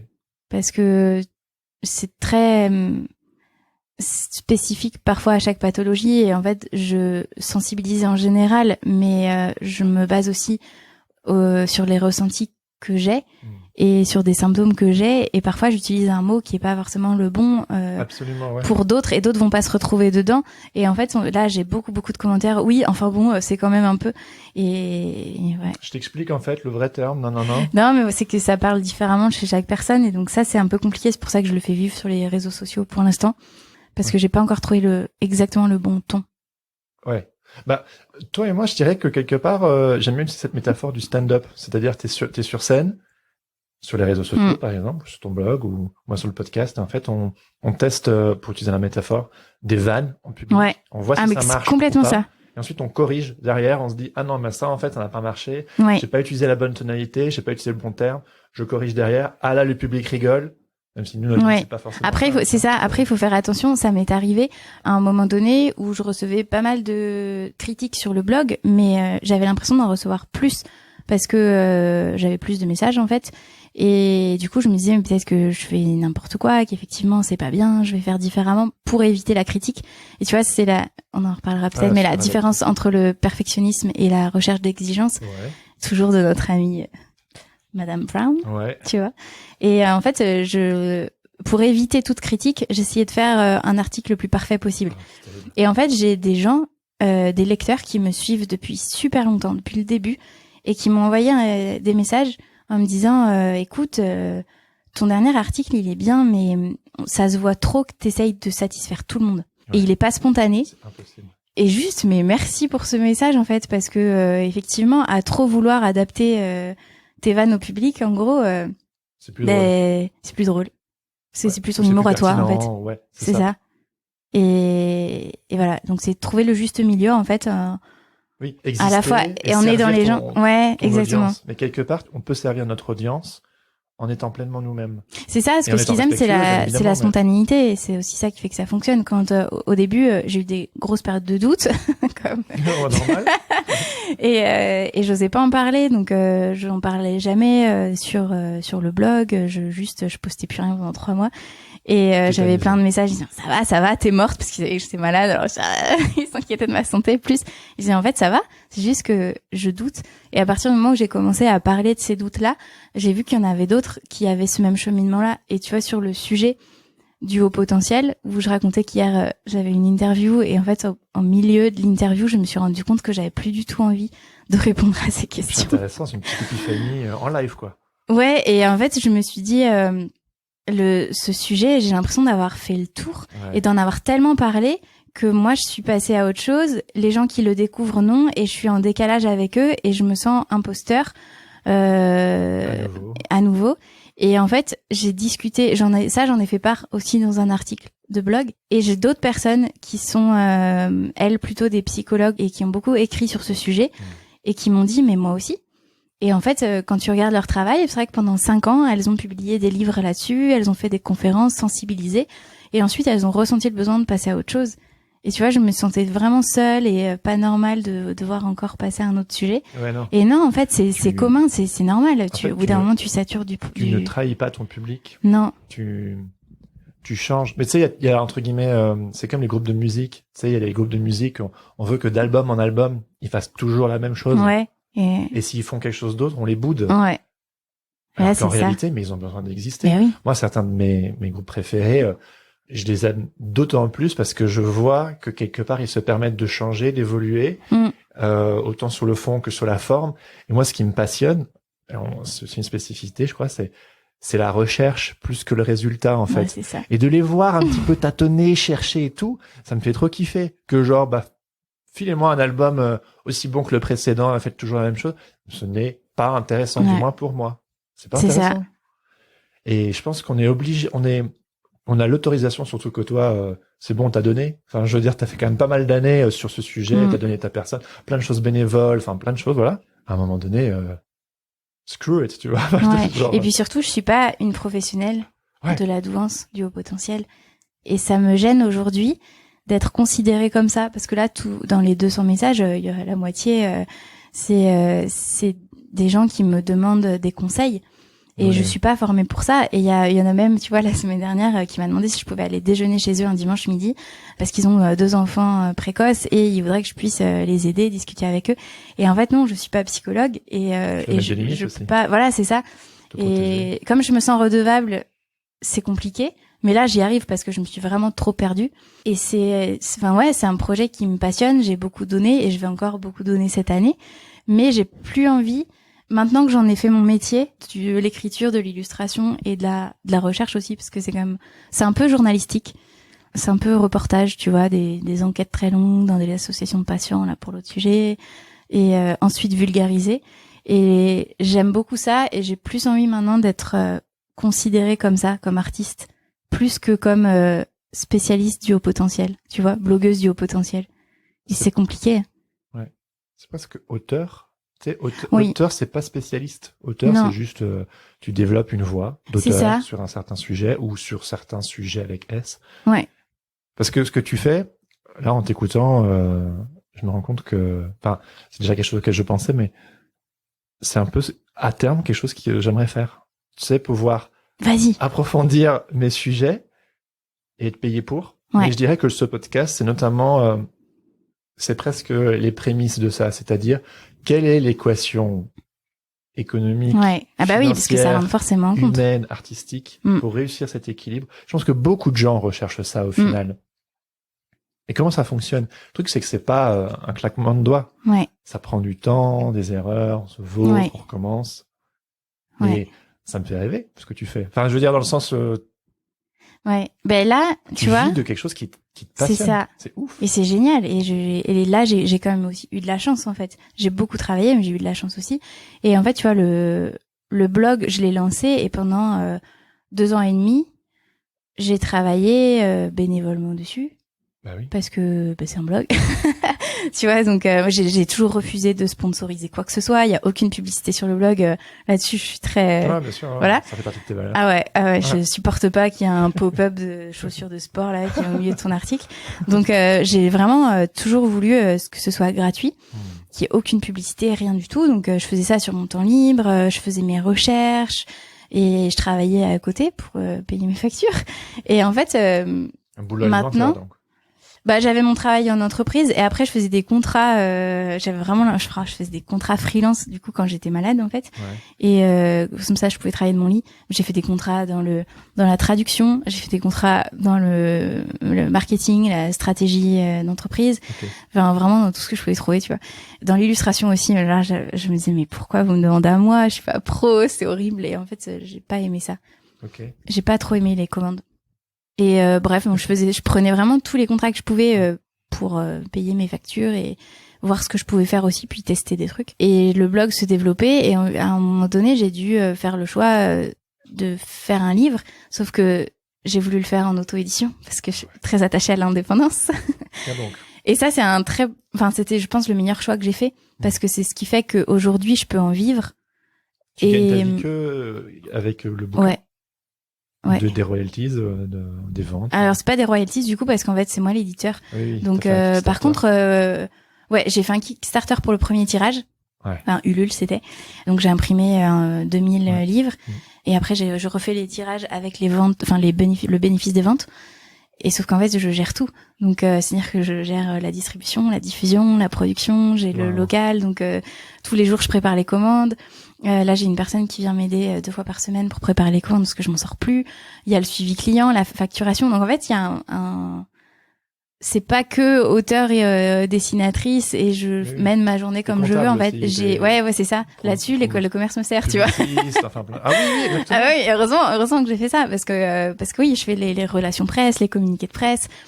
La distribution avec les librairies en ligne parce que la plupart ça passe par ma boutique en ligne et c'est ce qui fait que j'en vis parce que par les librairies je vends à perte malheureusement. Mais voilà, en fait c'est un gros travail administratif et de gestion. Et j'imagine que c'est pas très fun. Et c'est pas très fun, mais en même temps j'adore ce côté artisanal, j'adore écrire les adresses des gens sur les colis, tu vois. Ah ouais, j'adore ça. Quand il y a une adresse rigolote, je mets un petit timbre Batman. Voilà. Ah, j'ai pas eu le timbre Batman, donc mon adresse n'était pas rigolote. Non, mais j'ai des adresses très très drôles. J'ai Hakuna Matata, maison au fond de l'impasse, ouais, très très très rigolo. C'est trop drôle. Ouais, mais j'ignorais que tu. Donc je fais vraiment tout ce côté-là. Parce que moi, je fais un petit peu, tu sais, avec mes zines ou mes prints, mais c'est une infime partie de. Non, là, c'est la moitié de ma semaine. Ah ouais. Et j'imagine c'est Mais un en même peu- temps, c'est ce qui fait que du coup, j'ai les ventes qui tombent et du coup les sous qui tombent et je fais la gestion, mais à côté, je peux aussi développer des projets Ouais. où là, personne me paye pour faire mes recherches et ça se trouve, ça donnera rien. Tu vois, peut-être qu'en fait, le truc sur les, je fais que dire truc, pardon. Recherche. Ouais, en fait, le livre sur les maladies invisibles, peut-être que il sortira pas parce que j'en serai pas satisfaite. Peut-être qu'il plaira pas. Peut-être que économiquement, ce sera un flop. Tu vois, j'en sais rien.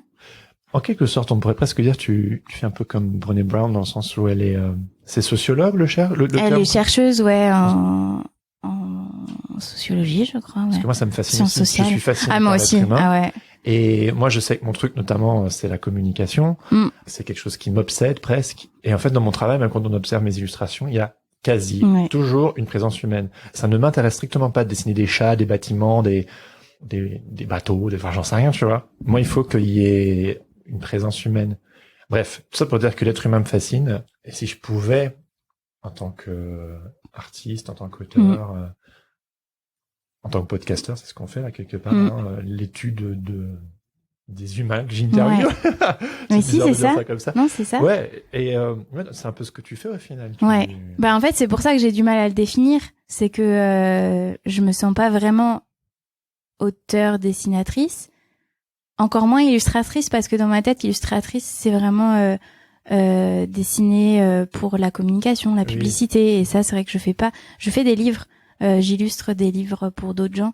Mais quand c'est vraiment de la vulgarisation dans le domaine de la science, de la santé ou de la psychologie, tu vois, j'adore ça. J'ai découvert une passion pour les cellules, les entérocytes et j'ai trouvé ça génial. Bref, petite aparté. Et c'est un mélange de recherche. Et c'est juste que au lieu de faire une thèse ou des publications scientifiques, ben je fais des livres grand public illustrés. Ouais. Mais c'est un peu de ça, un peu de reportage aussi, parce que finalement, tu vois, sur les maladies invisibles, je vais interviewer beaucoup de patients pour comprendre aussi comment eux ils le vivent au quotidien, quelle que soit leur pathologie, comment les soignants le comprennent, le vivent, comment l'entourage aussi, les aidants. Quel impact ça a sur eux, sur leur vie au quotidien. Donc c'est un peu du reportage. Et c'est juste que le moyen d'expression que j'ai trouvé pour faire part de ces recherches et transmettre le résultat de ces recherches ou le cheminement, c'est le dessin et l'écriture. Mais je pense presque que ça te correspond probablement mieux parce que si ça devait être une thèse, un truc supra sérieux, en fait, ce serait bloquant. Oui. Et puis, en plus, je serais pas libre. Ouais, tu serais pas libre. Je crois que j'ai un vrai problème avec ça. Et parfois, ça me fait peur sur l'avenir, hein. Attends, parce que je me dis, mais. Tu peux développer. J'ai vraiment, un très, très fort besoin d'indépendance et de liberté. Ouais. Et là, tu vois, je vois une éditrice demain. Ok. Et sur un projet, et il y en a plusieurs qui voulaient récupérer le projet sur les maladies invisibles. Et j'ai l'impression tout le monde autour de moi me dit mais c'est bien parce que c'est prestigieux, tu vois, de passer par un éditeur. Et en fait moi, il y a un projet que j'aimerais faire en maison d'édition parce que c'est de la bande dessinée et que j'ai besoin d'être accompagnée et que j'ai envie d'avoir cette relation avec tu vois, éditorial. Mais sur le reste, j'ai envie d'être tellement libre que ça me bloque. Ouais. Et je me dis mais est-ce que je vais pouvoir rester libre comme ça toute ma vie? Je sais pas. Ouais. Tu vois, ça m'angoisse un peu. Ah mais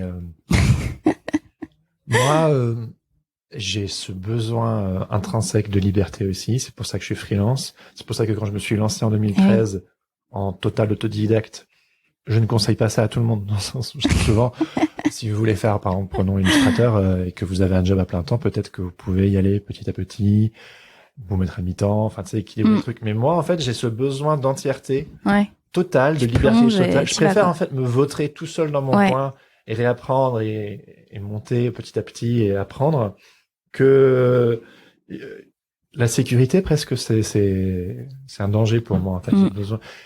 La non-sécurité, c'est le prix à payer de la liberté. Moi je dis souvent que si je me vautre, c'est de ma faute et si je réussis, ben c'est pour moi et je suis super content.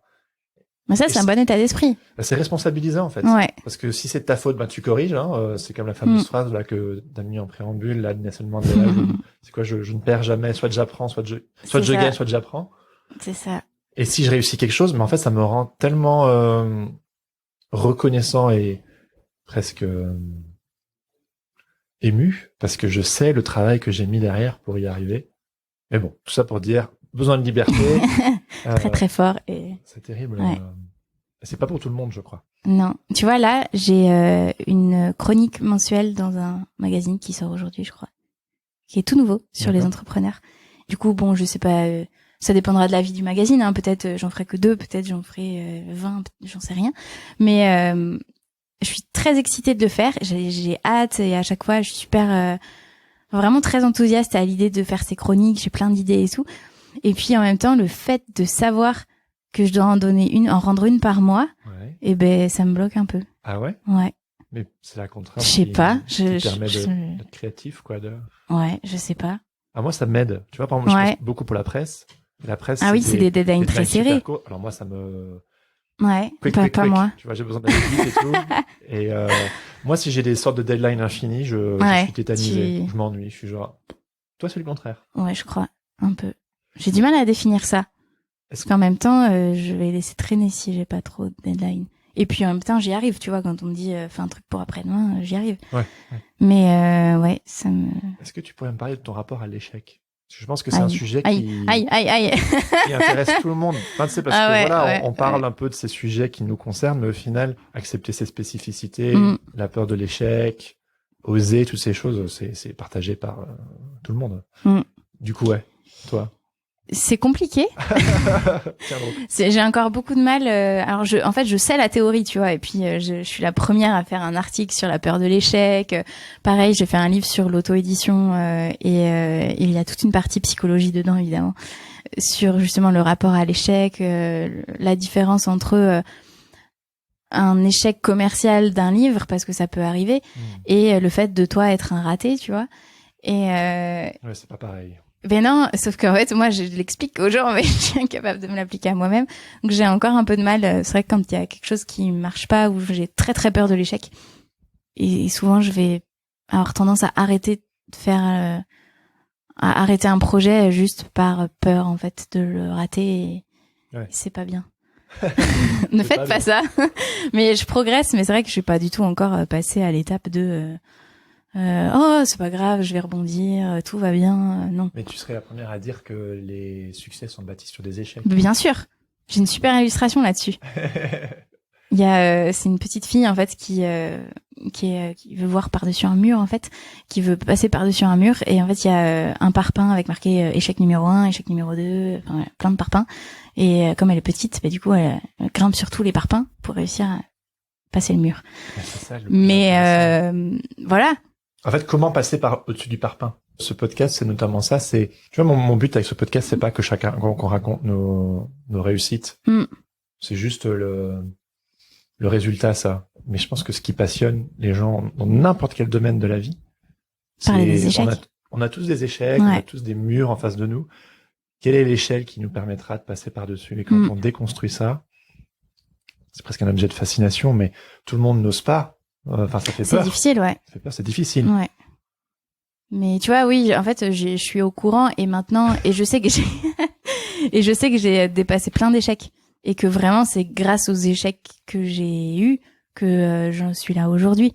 Mais pour autant, quand une situation se présente encore maintenant, ma première réaction, c'est ouais, ça fait peur. Ouais, j'ai peur et du coup, je préférais ne pas y aller plutôt que de rater. Et puis après, je me lance des... En fait, ah oui, si, ma stratégie pour dépasser l'échec. Et là, plutôt la peur de l'échec. Tu vois, pour le livre, il y avait beaucoup de lecteurs du blog qui me demandaient si je pouvais le lire en livre, parce que vraiment, le contenu sur Internet commençait à être très très long, tu vois. Et j'avais hyper peur de rater et de faire quelque chose de très moche, un livre inutile. Et du coup, je m'étais dit, non mais si je le dis pas publiquement, je vais jamais le faire. Et en fait, pour éviter cette peur de l'échec, je me suis dit, alors, qu'est-ce qu'il y a de pire que l'échec pour moi? C'est la honte. La honte de pas honorer un engagement que j'ai pris publiquement. Et donc, j'ai fait un message sur Facebook, sur la page Facebook, j'avais pas Instagram à l'époque. Et j'écrivais, bah voilà, je vais faire un livre. En fait, vraiment, j'expliquais mon projet aux gens. J'avais même donné une date. Et comme ça, je me disais, bah voilà, en fait, maintenant, je suis obligée de le faire. Parce que sinon, c'est trop la honte. Ouais. Et t'as fait un pacte avec toi-même en public. C'est ça. Et tu es redevable. Et c'est ce qui fait que j'ai sorti le livre. Parce que vraiment, je pense que j'ai failli tout jeter la veille, en fait, de la campagne de financement. Ah ouais. Parce que j'ai eu un gros doute. Je me suis dit que c'était pourri, que ça servirait jamais à personne, etc. Et j'ai failli tout jeter. Je me suis dit non, parce que si je le sors pas, mais quelle honte de devoir dire publiquement, bah non, en fait, je le fais pas. Tu vois. Alors que j'ai pris mon engagement. Mais c'est drôle parce que avoir peur ou avoir des doutes, c'est souvent vu comme quelque chose de néfaste. Alors qu'en réalité, souvent quand les gens me parlent de ça, je dis mais en fait c'est bon signe. C'est ça moteur. veut dire qu'en fait ce sujet, ce projet, j'ai envie de dire en anglais you care. Je sais pas comment, je fais des anglicismes, c'est terrible. C'est tellement important pour toi que t'as peur, que tu doutes. Si tu t'en fichais, bah t'aurais pas peur parce que ouais, c'est ça. J'en ai rien à battre. Ouais. Et t'as raison. Je pense que s'engager publiquement. Moi, par exemple, ce podcast, c'est un épisode toutes les 2 semaines. Ben c'est pareil. Ouais. Parfois, il y a des semaines où c'est un peu la course, des fois où je suis bien en avance et tout, mais j'ai pas le choix en fait. Et je pense que quelque part de se forcer de ne pas avoir le choix, c'est des contraintes, c'est la peur de la feuille blanche, la page blanche. Et si on te dit ben tu peux utiliser que du rouge et du bleu, soudainement l'étincelle naît. Ouais. Et oui, c'est le fait d'être très consciencieux aussi en fait. Ouais. Et moi ça m'aide à sortir ce qui me fait peur parce que je sais que je suis très consciencieuse et que je veux vraiment que ce soit fait. Tu vois, je voulais faire en fait comme j'ai publié le livre et que ça m'a permis de lancer d'autres projets, etc. J'ai beaucoup d'auteurs qui m'ont envoyé des messages pour savoir comment faire, comment sortir un livre en auto-édition. Et je leur répondais par téléphone, je prenais 2-3 heures pour expliquer tout. Déjà, est-ce que l'auto-édition, parce que c'est pas la solution à tout, et c'est pas forcément la meilleure méthode pour ton projet. Donc je leur expliquais tout ce que ça impliquait, ensuite comment faire au niveau légal, au niveau administratif, tout ça. Et au bout d'un moment, je me suis dit, mais en fait, j'y arrive plus, donc je vais faire un article de blog. Et le fait d'être très consciencieuse fait que mon article de blog a commencé à être très très long et maintenant il fait 272 pages et j'ai même fait des templates pour aider les gens à calculer leur prix de vente pour pas faire d'erreur, pour rien oublier et je suis allée beaucoup trop loin mais pareil j'ai failli ne pas le faire parce que je me disais mais en fait vu que les lois changent très souvent peut-être que ça sera plus d'actualité et puis et non en fait je me suis dit non j'ai vraiment besoin de faire ça et je vais c'est ton plaisir de l'explication ça aussi. Ah ouais, j'ai adoré aussi expliquer en dessin la différence qu'est-ce que tu déclares selon ton statut, etc. Enfin, je trouve ça très drôle. Mais je sais pas, je me suis découvert vraiment une passion pour sensibiliser et vulgariser l'info avec des petits dessins. Ouais. Bah moi, le podcast, j'ai l'impression que je dis tout le temps pareil. Hein. Je suis vraiment désolé, je dis tout le temps. Mais tu sais, c'est les choses que j'apprends. Moi, j'ai toujours été un peu journaliste aussi.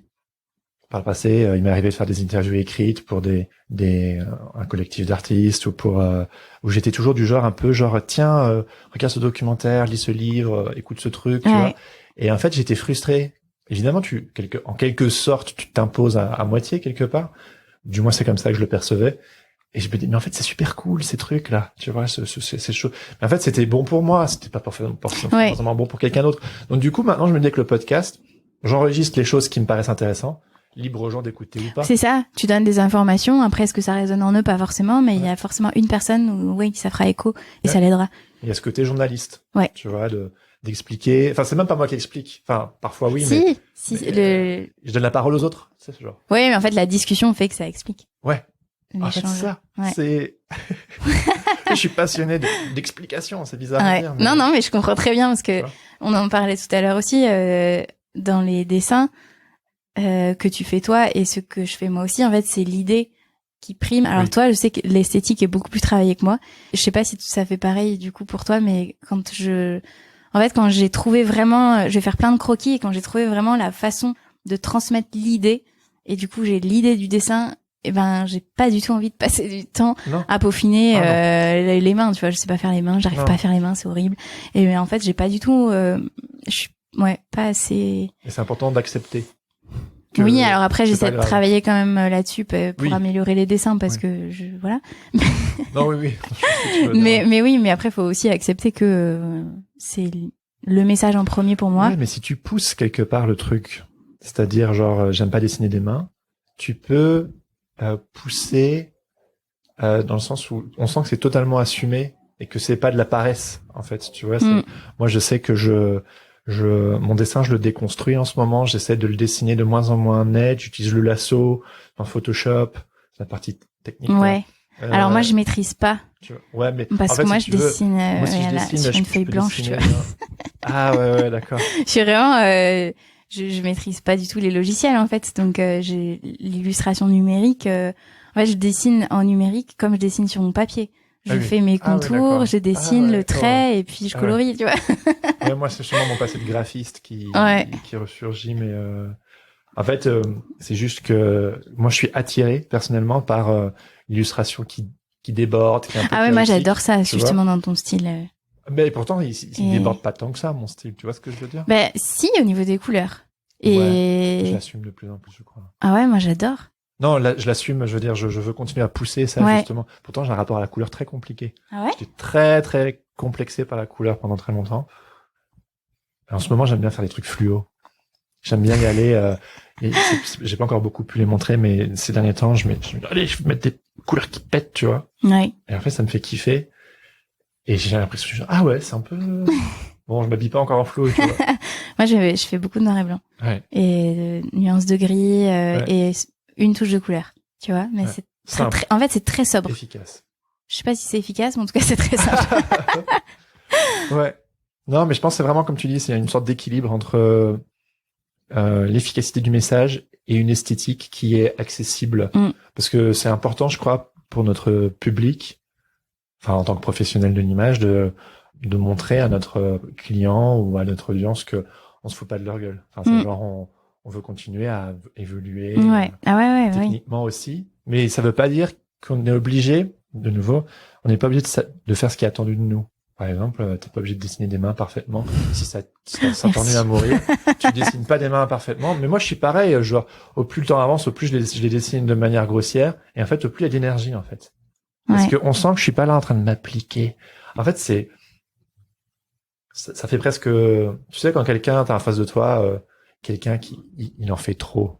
C'est pas naturel, c'est presque gênant, en fait. Ou un film où tu sens que, ils en font trop, tu vois. Que quelque chose de juste un peu spontané, c'est une légèreté, une accessibilité. Mais il a quand même essayé d'aller au mieux de ce qu'il pouvait de là où il en est. Il y a pas de paresse. Tu vois. Bon. Après, c'est vrai que les artistes que je préfère font des choses très simples. Et c'est vraiment un style que j'aime beaucoup. Ouais. Mais après, c'est difficile. Je sais pas si c'est parce que je viens pas du tout du milieu de l'illustration ou pas, mais je trouvais que c'était très difficile parce que, en fait, d'avoir ton style propre. Et j'avais tendance à faire un peu le style qu'on voit beaucoup de toutes les blogueuses BD,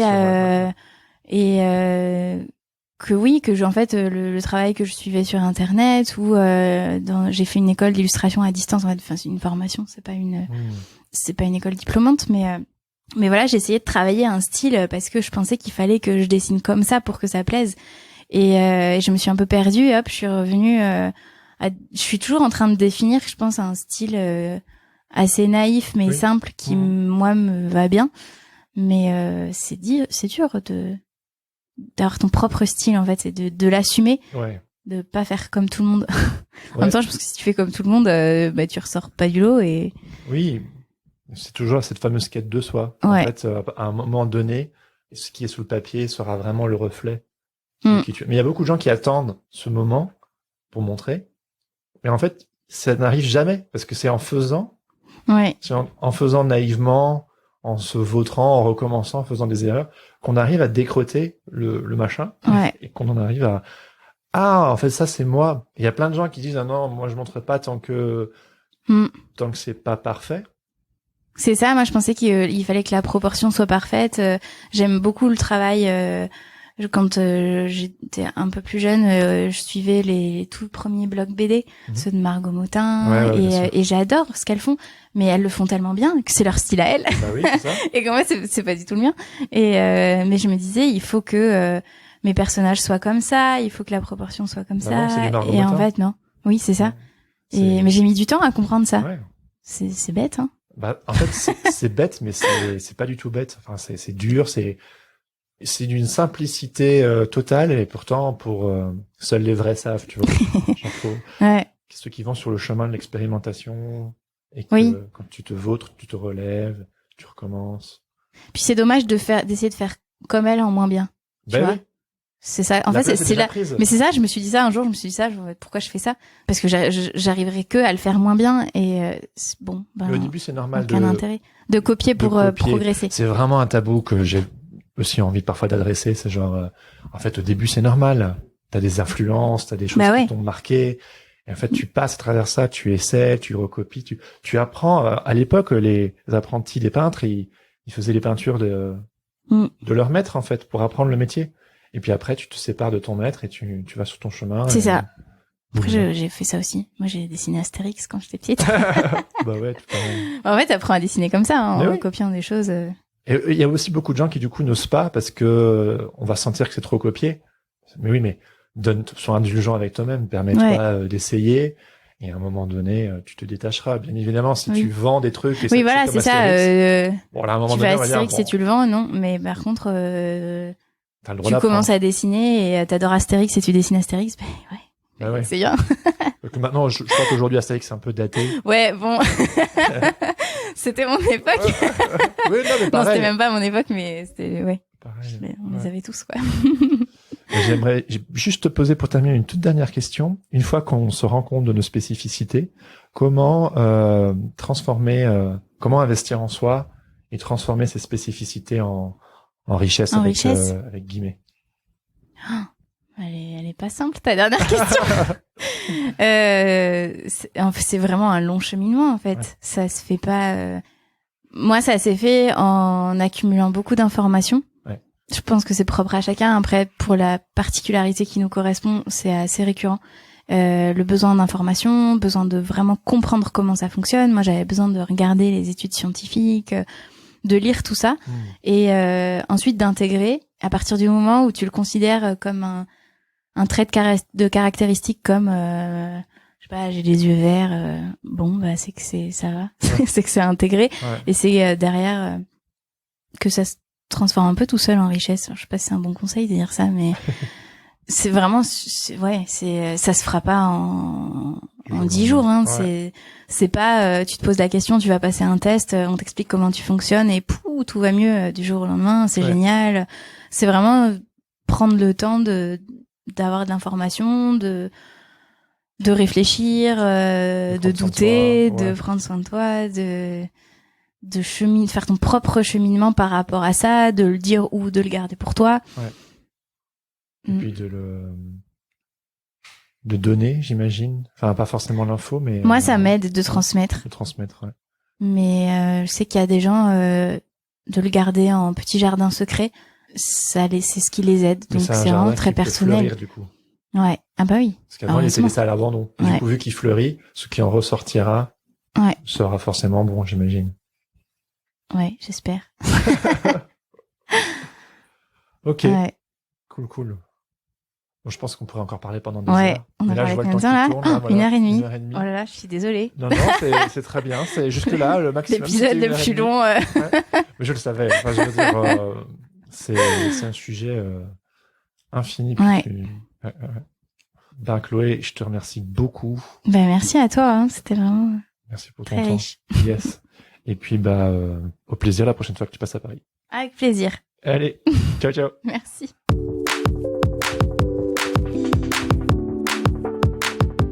C'était ma discussion avec Chloé Romanga.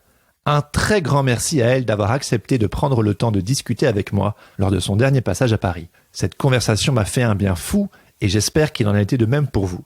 D'ailleurs, si les sujets abordés dans cet épisode vous ont interpellé, je vous invite à approfondir votre recherche. En fonction du sujet qui vous intéresse, vous pouvez visiter l'un de ces 2 blogs, à savoir Réurérature au sujet du haut potentiel et Chronique invisible au sujet des maladies invisibles, ou tout simplement visiter son site internet. Et si vous êtes vraiment interpellé, vous pouvez également commander son livre sur sa boutique en ligne. Qui sait, si vous avez une adresse rigolote, peut-être qu'elle collera un timbre Batman sur votre enveloppe. Et puis si l'envie vous prenait de lui écrire un message, vous pouvez également la suivre sur les réseaux sociaux. Vous l'avez entendu, ce ne sont pas les comptes Instagram qui lui manquent. Pour vous simplifier la vie, j'ai mis tous ces liens dans les notes de cet épisode. Si cet épisode vous a plu, je vous invite à en parler autour de vous, à vous abonner sur vos applications de podcast, à me laisser quelques étoiles, 5 de préférence, ou à me laisser un avis sur iTunes et Apple Podcast. Ça me fait toujours plaisir, et c'est ce qui permet à ce podcast de se faire connaître. Vous pouvez aussi me suivre sur les réseaux sociaux ou vous abonner à ma newsletter afin de recevoir toutes les 2 semaines, en plus des liens et des notes de chaque épisode, une recommandation pour vous accompagner dans votre vie d'artiste freelance. Visitez jeremykleis.com/sens-créatif pour vous inscrire. Et puis, si d'épisode en épisode, ce podcast vous encourage et vous inspire, pourquoi ne pas faire comme Chloé ? Devenez vous aussi membre du club Sens Créatif en soutenant financièrement le podcast sur Patreon. Cela me permettra de continuer encore et toujours à développer ce projet, toujours plus loin, toujours plus haut. Les contributions démarrent à 2 € par épisode et les contreparties incluent des mini-épisodes exclusifs du podcast ainsi qu'un portfolio review entièrement personnalisé. L'occasion de se rencontrer et de discuter de votre travail. Pour en savoir plus, rendez-vous sur patreon.com/senscreatifpodcast en un seul mot. Le lien, comme d'hab, est à retrouver dans les notes de cet épisode. Je termine en remerciant mon ami Adrien Guy pour la musique de ce podcast. Allez jeter un œil sur ses réseaux sociaux @AdrienGuy-Musique ou écouter ses morceaux sur sa page SoundCloud. Sur ce, je vous donne rendez-vous dans 2 semaines pour un nouvel épisode. En attendant, bonne fin de confinement à tous et surtout, restez créatifs. Ciao ciao.